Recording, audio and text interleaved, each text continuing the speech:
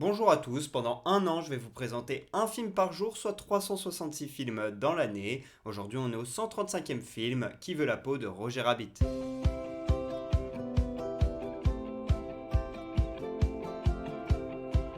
Qui veut la peau de Roger Rabbit est un film sorti en 1988, réalisé par Robert Zemeckis. Il mêle prise de vue réelle et animation. On a donc des personnages d'animation qui sont mélangés à de vraies personnes. Dans ce film, c'est hyper novateur. C'est l'adaptation d'un roman écrit en 1981 par Gary K. Wolfe qui s'appelle Qui a censuré Roger Rabbit, et ça raconte l'histoire d'un lapin qui croit que sa femme est en train de le tromper, et donc il va embaucher un détective pour essayer de savoir ce qui se passe, et l'enquête va un petit peu dégénérer puisque l'enquêteur va apprendre des tas de choses.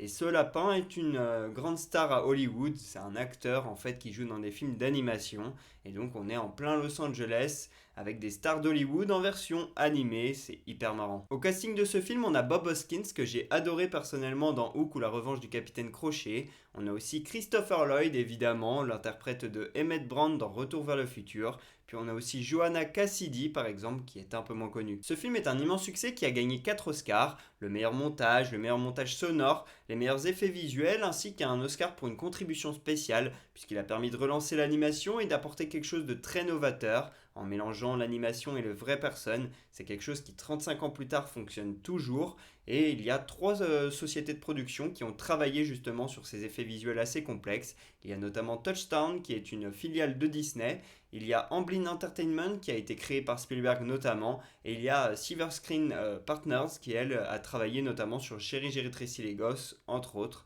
Et bien sûr tout ça ça a coûté très cher. Le budget du film il est de plus de 70 millions de dollars, mais ce n'est pas grave puisqu'il en a rapporté plus de 350 millions au box-office. Si je vous parle de ce film aujourd'hui, c'est parce que l'on fête les 72 ans de Robert Zemeckis, le réalisateur de ce film. Il nous vient de Chicago, mais est d'origine lituanienne, d'où son nom de famille Zemeckis. Il est parti quand il était jeune à Los Angeles pour étudier le cinéma, et là-bas il rencontre Bob Gale, avec qui il écrit pas mal d'histoires, et leur travail va taper dans l'œil de Spielberg, qui décide de produire les 2 premiers films du duo. Malheureusement, les 2 premiers films, eh bien, ils ne fonctionnent pas au box-office, ça ne se bouscule pas trop, et donc au moment de produire un 3e film, il n'y a pas trop de producteurs qui sont présents, et c'est finalement Michael Douglas qui va croire en eux, et ça va donner À la poursuite du diamant vert, le premier succès de Zemeckis. Ensuite, il pourra faire justement des films comme Qui veut la peau de Roger Rabbit, et sur ce film, il va rencontrer Alan Silvestri, qui fait la musique et qui va faire la musique de tous ses films ensuite. Et derrière, il nous fera la trilogie Retour vers le futur qu'il a coécrit avec Bob Gale et qui est produite par la société de Spielberg, Amblin. Comme quoi Spielberg il a continué de croire en eux quand même. Et puis derrière, il travaillera 3 fois avec Tom Hanks dans Forrest Gump, Seul au monde et dans l'excellent film d'animation Le Pôle Express. Et puis il collaborera avec Jim Carrey dans Scrooge, avec Denzel dans Flight ou encore avec Brad Pitt dans Allier. Bref, il a dirigé les plus grands, et ces derniers temps par contre je suis un peu moins fan de ce qu'il a pu faire. Son épopée, on va dire son apogée plutôt, c'était dans les années 90. Ce film, j'ai vu il y a 12-13 ans environ, quand j'avais justement 12-13 ans à peu près. Mes parents sont séparés, il faut le savoir, et je l'ai vu ce film parce que ma belle-mère me l'a conseillé, j'étais chez elle, et en fait, elle a 2 filles, et en fait, ses filles adoraient Qui veut la peau de Roger Rabbit, à l'âge de... Bon, voilà, il y en a une qui avait mon âge, 12 ans, l'autre qui était plus jeune, et elles adoraient toutes les deux ce film-là, et ma belle-mère m'a dit, bah faut que tu le vois, c'est génial, et donc, eh bien, ils étaient super contents de me le montrer, parce qu'ils se sont dit, bah c'est un de nos films préférés, on va te le faire découvrir, car moi j'en avais jamais entendu parler, et donc bah, j'ai découvert ça, et ça a été une vraie aventure pour moi ce film. Je me souviens très bien être assis dans leur canapé avec eux et regarder ce film et être là en mode mais qu'est-ce que je regarde, parce qu'en fait je n'avais jamais vu un film d'animation mélangé avec des prises de vue réelles. Donc ce mélange là c'était tout nouveau pour moi, et voilà à 12 ans environ, et bien ça m'a fait un peu une grosse découverte dans ma tête. Je me suis dit waouh, ça existe, c'est possible ça, et là j'ai vraiment beaucoup aimé. Alors on peut dire quand même que ça a bien sûr vieilli un petit peu en termes de qualité d'image et tout. Aujourd'hui on est capable de faire bien mieux. Donc ça, quand j'avais 12 ans, ça m'avait un petit peu gêné parce que je n'étais pas habitué à regarder de vieilles choses. Je regardais bah voilà, les dessins animés, les Cars, des Toy Story, tous ces trucs-là, des trucs vraiment très très bien faits, les Pixar assez récents. Et donc là j'étais moins habitué à voir quelque chose qui date de 88. Mais voilà, c'était quand même magnifique, et j'ai bien aimé ce scénario et ce truc un petit peu loufoque de se dire mais qu'est-ce que font des cartoons au milieu du monde normal.